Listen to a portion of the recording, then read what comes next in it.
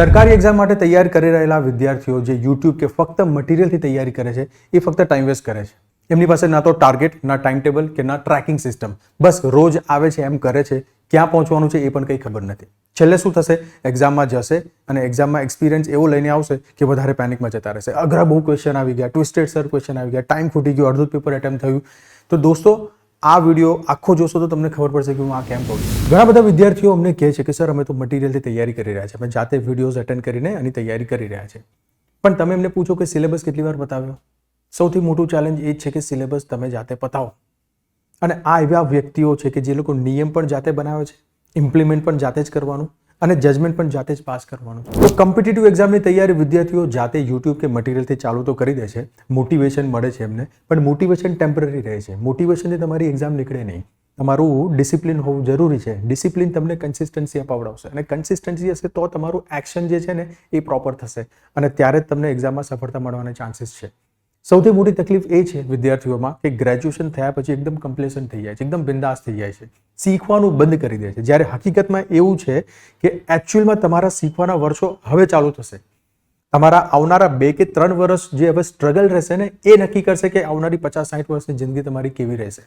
તો આ તમારું એક્સેપ્ટન્સ સૌથી પહેલાં તો હોવું, આવો એપ્ટિટ્યૂડ હોવો તમારો, એ પહેલાં તો મુખ્ય વસ્તુ છે. કન્ટેન્ટ કન્ઝમ્પશન પછીની વસ્તુ છે.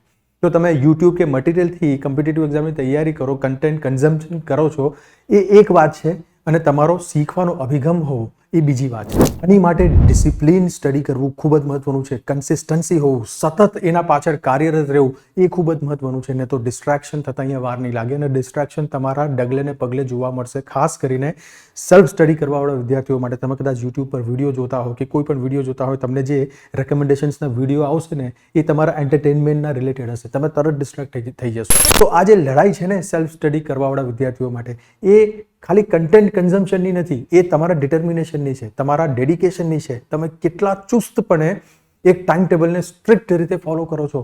તમારી ઉપર કોઈ કહેવાવાળું નથી, કોઈ જોવાવાળું નથી કે કદાચ તમે ના ફોલો કરો તો તમને શું થશે, શું એના કન્સિક્વન્સીસ હશે. છતાં તમે એને ફોલો કરવા માટે કટિબદ્ધ છો ને દોસ્ત, એ જ તમને જોબ અપાવડાવશે. પણ શું આવું ડિસિપ્લિન કલ્ચર કે ડિસિપ્લિન એન્વાયરમેન્ટ ગુજરાતના વિદ્યાર્થીઓમાં છે?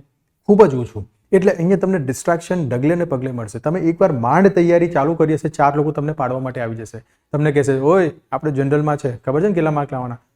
તો આવા ડિસ્ટ્રેક્શન્સથી તમારે રેઝિસ્ટ કરવું એ પણ એક ડિસિપ્લિનનો જ ભાગ છે. અચ્છા, આ તો વાત થઈ જે જાણકાર વ્યક્તિ છે. જે નથી જાણકાર એસ્પાયરન્ટ, એટલે કે જે તૈયારી તો જાતે કરે જ છે પણ છતાં એ બેક ટુ બેક એક્ઝામ આપીને ક્યારેય એક્ઝામ કાઢી નથી, એ માર્કેટમાં શું ફેલાવશે કે ભાઈ એક્ઝામ નહીં આપવાની, આ તો બહુ અઘરું છે. આવા જ્ઞાનીઓ તમારી આસપાસ હશે તો આવી પ્રજાતિથી બચજો. જાતે તૈયારી કરવાવાળા વિદ્યાર્થી મિત્રો ક્યારેય પોતાના વીકનેસ પર ફોકસ કરતા નથી. એમને એવું છે કે મને બધું આવડે છે. જ્યારે વીકનેસ પર ફોકસ નથી કરતા ને આ સીધું એમને ધ્રાસકો લાગે છે એક્ઝામમાં. તેઓ મોક ટેસ્ટ આપ્યા પછી પણ ડીપલી એનું એનાલિસિસ કરતા હોતા નથી. જ્યારે તમારે એનું એનાલિસિસ બહુ ડીપર કોન્ટેક્ટ સુધી કરવું પડે છે. દરેક પ્રશ્નોમાં તમને કેમ ખોટા પડ્યા, શું ટાઈમિંગમાં તમને પ્રોબ્લેમ થયો, શું તમને કોન્સેપ્ટમાં પ્રોબ્લેમ થયો, શું તમે બધું પેનથી લખીને તમે શોધવા જવાની કોશિશ કરી રહ્યા છો, શું કોન્સેપ્ટમાં કોઈ પ્રોબ્લેમ થયો, શું વિધાનોવાળા પ્રશ્નોમાં તમે કન્ફ્યુઝ થઈ ગયા, આમાંથી કયા પ્રોબ્લેમ તમને નડ્યા છે, દરેક ખોટા પડ્યા છે ને એ સવાલમાં, અને એ બધું તમે કલેક્ટ કરીને એક પેટર્ન તમને બનશે. અને એક્ઝામમાં પેપર છે ને તમને ટેસ્ટ કરવાની, તમને ડિસ્ટર્બ કરવા આવે છે. કોમ્પિટિટિવ એક્ઝામ એ એલિમિનેટ કરવા માટેની એક્ઝામ છે. તો તમને ડિસ્ટર્બ કરવા માટે આ પેપર આવતું હશે. તમારે એનું માઇન્ડસેટ કેવું હોય છે ને એ જાણવું પડશે. તમે જ્યારે તૈયારી કરતા હોય, મોક ટેસ્ટ આપ્યા પછી એના માર્ક્સ નહીં, તમારું બિહેવિયર ચેક કરો. આના માટે મેન્ટોર્સ ખૂબ જ મહત્વનો રોલ ભજાવે છે. તો આ જે એનાલિસિસ છે એ કર્યા વગર તમારું નેક્સ્ટ મોક આપો એ ખાલી ટાઈમ વેસ્ટ છે તમારા માટે. હવે તમે એવું કહેશો કે સર હવે આ બધું તો અમે થોડું કરવાના, મોક ટેસ્ટ અમે બેક ટુ બેક આપીએ છીએ, જાતે તૈયારી કરી બહુ થઈ ગયું.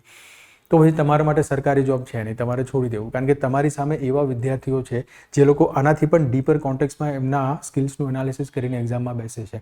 તો પછી સરકાર તમને શું કરવા જવાબ આપે? તમારે એનાલિટિકલી સ્ટડી કરવું હોય એટલા માટે અમે સજેસ્ટ કરીએ છીએ કે મેન્ટોર તમારા જીવનમાં હોવા જોઈએ દરેક સ્ટેજ પર. એટલે શરૂઆતના સ્ટેજમાં મેન્ટોર હશે તો એ તમને ગાઈડ કરશે, તમારી અંદરથી વીકનેસ ઉઠાવીને બતાવશે, તમને રિફ્લેક્ટ કરશે, મિરર તમને બતાવશે કે તમે ક્યાં ખોટા છો અને તમને એક રણનીતિ બનાવીને આપશે. તમારે છે ને સવાલો બી સાચા પૂછવાના. અમુક વિદ્યાર્થીઓ કેવા સવાલો પૂછે છે, મેસેજમાં ખાલી એવું પૂછે કઈ, લો ચલો હવે શું સમજવાનું કઈ એટલે એનો મતલબ એવો છે કે આપણે જો એની સોસાયટીની આજુબાજુમાં રહેતા હોઈશું ને તો જ આપણી જોડે જોડાશે. એના માટે જોબ ઇમ્પોર્ટન્ટ નથી, એના માટે જોગ્રાફિકલ લોકેશન ઇમ્પોર્ટન્ટ છે. દૂર જવું નથી સાહેબોને. અમુક લોકો એવું પૂછે છે ખાલી ફીસ કેટલી, એટલે રૂપિયાના બંડલો હશે, હા, એ લખે બી નહીં અને પછી ક્વેશ્ચન માર્ક હશે. એટલે એ વિદ્યાર્થીઓ એવા છે કે જેટલી ઓછી ફી ત્યાં જ આપણે જોડાઈશું. તો ભાઈ જોડાવાનું જ નહીં, યુટ્યુબ પર ફ્રીમાં મળે છે, શું પ્રોબ્લેમ છે? તમે ફ્રીમાં એટેન્ડ કરો ને, 1 રૂપિયા બી શું કરવા ખર્ચવાનું? અમુક લોકો એવું પૂછે છે કેટલા વાગે, સમય, લખવાની પણ તસ્દી લેતા નથી. સમયવાળા એવા વ્યક્તિ છે કે જો એ લોકોના ટાઈમ પર, એટલે કે અમુક લોકોને આપણે પૂછે ને તમારા શું ટાઈમ છે, તમે શું ટાઈમે અવેલેબલ છો, એ લોકો એવું લખે છે 8 થી 8 હું જોબ કરું છું. એટલે એમના મુજબ એવું છે કે આપણે અડધી રાતે ક્લાસ ચલાવવાના, બરાબર? તો સવાલ આ બધી પ્રજાતિઓ એવી છે કે જે લોકો માટે જોબ ઇમ્પોર્ટન્ટ નથી. એ લોકો માટે એ જે માને છે ને એ જ મહત્વનું છે, જોબ સેકન્ડરી છે. જ્યારે અમે એ જ કહેવા માંગીએ છીએ કે તમારો સવાલ છે ને એકદમ સાચો, વ્યવસ્થિત હોવો જોઈએ કે સર અમને જોબ લગાડવા માટે તમે કયા કયા એફર્ટ કરશો. જે કોમન ટાઈપની ભૂલો વિદ્યાર્થીઓ કરે છે એને તમે ઓવરકમ કેવી રીતે વિદ્યાર્થીઓને કરાવડાવશો. તો એક સ્ટેજ, એક પદ્ધતિ તમારી કેવી હોઈ શકે છે, આવા તમે પ્રશ્નો પૂછો ને તો એ એક યોગ્ય પ્રકારનો સવાલ અને એક અધિકારી લેવલનું તમારું અત્યારે ઓલરેડી બિંદુ છે તમારા અંદર. ફાઇનલી જાતે મટીરિયલથી તૈયારી કરી રહેલા વિદ્યાર્થીઓને મારે ફક્ત એ જ જણાવવાનું કે તમને પણ એ અંદરથી ક્યાંક ને ક્યાંક ખબર છે. તમે તમારા દિલ પર હાથ રાખીને પૂછો કે તમે જો કોઈ મેન્ટરના અંદરમાં ભણ્યા હોત તો તમે સારું ભણ્યા હોત કે નહીં, કે જાતે ભણ્યા હોત તો તમે સારું. તો અંદરથી તમને કોલિંગ આવશે. જો તમને કોલિંગ એવું આવે છે કે ના ખરેખર તમે મેન્ટોર હશે ને તો તમે સારી રીતે ભણી શકશો, તો એ કોલિંગને તમે સાંભળો. So be honest with yourself, હે ને? તમે તમારા જાતને જ ઓનેસ્ટ નથી તો બોસ તમારા જોબ મળવા પાછળ તમે કેટલું ઓનેસ્ટલી મહેનત કરશો એ તો ક્વેશ્ચન માર્ક છે. અને જો તમને એવું લાગતું હોય કે તમારા, જો પહેલાં તો છે ને તમારે એક્સેપ્ટ કરવું પડશે કે તમારે હા એક્સટર્નલ મેન્ટોરની જરૂર છે. પછી બીજી વાત કરીશું, કોણ હશે, ક્યારે હશે, કેટલો સમય હશે, એ પછીની વાત છે. પહેલાં એ એક્સેપ્ટન્સ આવવું કે you need external help, you need mentor, મેન્ટોરની જરૂર છે તમને, એ પહેલાં એક્સેપ્ટન્સ તો લાવો, તમારું એક કેરેક્ટર તો બનાવો, બરાબર છે? નીચે હેલ્પલાઇન છે, તમને કંઈ પણ મદદ લાગે તમે કોલ કરો, અને જો કોલ કર્યા પછી તમને એવું લાગે કે મેન્ટોરશિપ તમે અમારી સાથે કરવા માંગો છો તો આગળના રસ્તા પછી આપણે ડિસ્કસ કરીશું. પહેલાં યુ ડિસાઇડ યોર સેલ્ફ.